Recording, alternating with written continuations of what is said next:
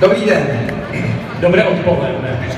Jestli jste si všimli, že jsme v netradičním kostýmu, jinak překvapivě to nebyl problém, tohle je opravdu můj frak a tohle je Martinův frak, ve kterém byl mistr republiky nebo něco podobného. Mami, No, nebyl. až budu No, vypadáš. budu taky tancovat. Ano. My vždycky každý rok děláme takové trapno nástupy. Tím jsme pověstní. My jsme pověstní. Většinou se vyslíkáme nebo děláme různé jiné nelidské věci. A většinou znevažujeme svoji roli v tom tanečním sportu, za co se vám omlouváme, ale my to dneska odpoledne stejně nevylepšíme, takže no nic nejde. Výborně. Dneska to bude aspoň jednou jedinkrát, dneska. Víc vám nemůžeme slíbit. To bude velmi vážné. My bychom chtěli využít... Martine, oni nám to nevěří.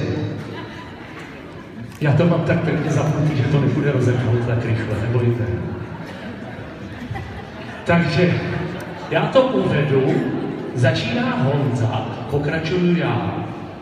A my jsme chtěli tuhle chvíli využít k tomu, aby jsme poděkovali naší dlouholeté člence. Někomu, koho máme opravdu ze srdce rádi, ale nejenom já s Martinem po těch letech, ale vidíte, že jsme tady úplně všichni, protože to je dobrá duše všeho, co se za posledních 10 let stalo v Kometě. A dneska má poslední soutěž. A my jsme ji chtěli, my jsme si přemýšleli, co bychom jí tak provedli k té poslední soutěži. Co bychom jí tak dali? Říkali jsme si, dáme jí auto, nebo jí dáme nějaký zlatý prsten. On všechno má, kabelku, to má taky. Ale ještě nikdy neměla tu možnost tancovat s takovýma dvouma klenotama, Jako jsme my dva. jako jsme my dva. Protože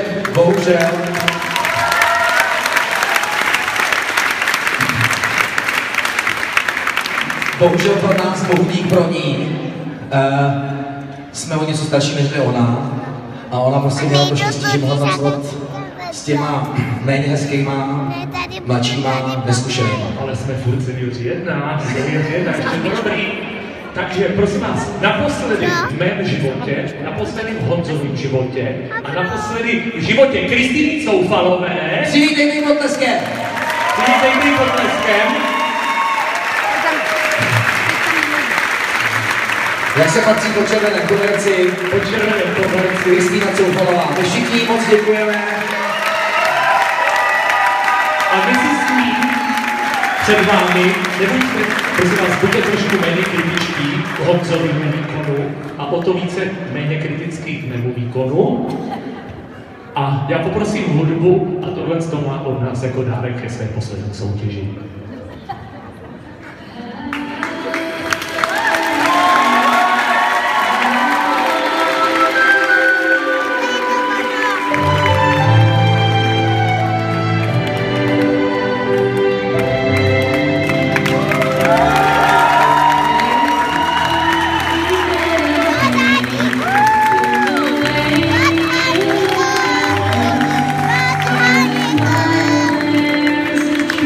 Mami.